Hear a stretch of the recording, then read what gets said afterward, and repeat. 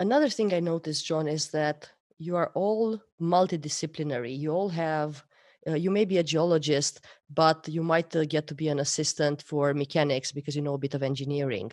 Yeah, And microbiology and journalism at some point got together, right? Because again, I was yeah. reading through your diaries. How are you all trained in multidisciplinary trained before you go on these missions, or you learn on these missions a new skill?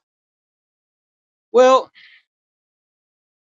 we're all volunteers who go on these analog Hmm. missions, and so we've picked up these. Most of us, I think, have picked up these skills as we go along. Hmm. Like I never thought I would be a guinea pig for a psychologist, Okay. and yet I've learned a bit about psychology since my time in the Mars Society.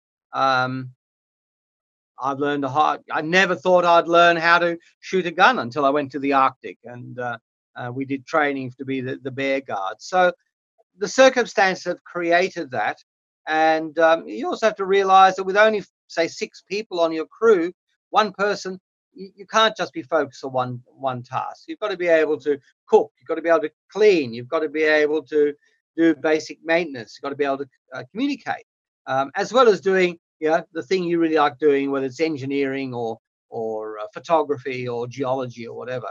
And for a real Mars mission, everyone will be formally trained in several skills as well as their main one. Um, because, for example, someone might get sick, and if your geologist gets sick, other people have to know enough geology to go and complete their task. If your doctor breaks her arm, the rest of the crew have got to know enough first aid and basic medicine to be able to deal with any illness or any injuries that come up until the doctor's recovered. So crews will be cross trained across the board, as well as having their own specialization. And so you would advise for anyone maybe training or thinking of going to Mars to have these skills upfront, right? To be multidisciplinary upfront rather than try to learn Yes. them on the spot. Because I Yes. think that's I mean, you may well pick up some things are Mhm. there, but we will know what people need to do. So, for example, on the International Space Station, Chris Hadfield wrote a really good book about his time there.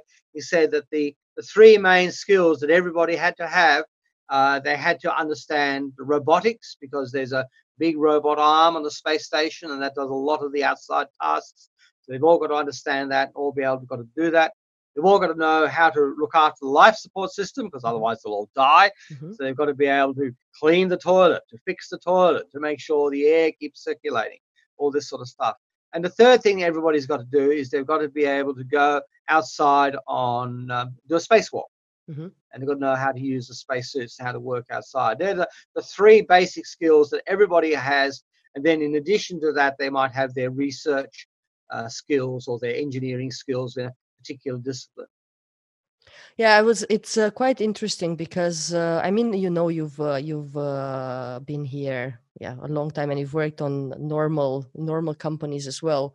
Uh, Nowadays, and now it's starting to shift. We have only one skill, one profession, and then Mm, maybe halfway through our lifetime, we realize, hey, maybe I would like to do something else, and then we start anew, which is not bad.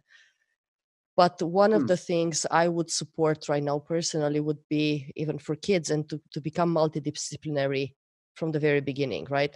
Get a hobby, to get proficient in it, or get a second thing you like and get not necessarily get a job in it, but be prepared to shift in that direction because shift will come. And then it's mm. the same That's with. very true. Mhm. Always try and keep yourself flexible. Like you will end up with one or two major fields of strength, but always try to be interested in what other people do, and maybe you can end up doing that. I mean, I never thought I'd actually seriously be doing space research, and then this opportunity has come up, and then. Um, a few years ago, I was unemployed because I was laid off from my work, and well, what do I do with my time? And I thought, well, I could go and volunteer at the local fire station, and so I became a volunteer firefighter, and that's really interesting and challenging, and you meet all sorts of interesting people, and yeah. And you get community physically service prepared as side. well for what you're doing right now. Yes, I mean, if anybody, it's always good to do things that challenge you outside your comfort zone. And everyone's different. For some people, that might be just, going on a boat is really challenging because they get seasick, or going in a plane. Other people, um, it's more like rock climbing or parachuting. But yeah, everybody should. I think it's good if you can do things that take you outside your comfort zone. You learn new skills. You do things that you think you couldn't do, and it helps with life in general, because you learn how to deal with the unexpected, which we never know when that'll happen.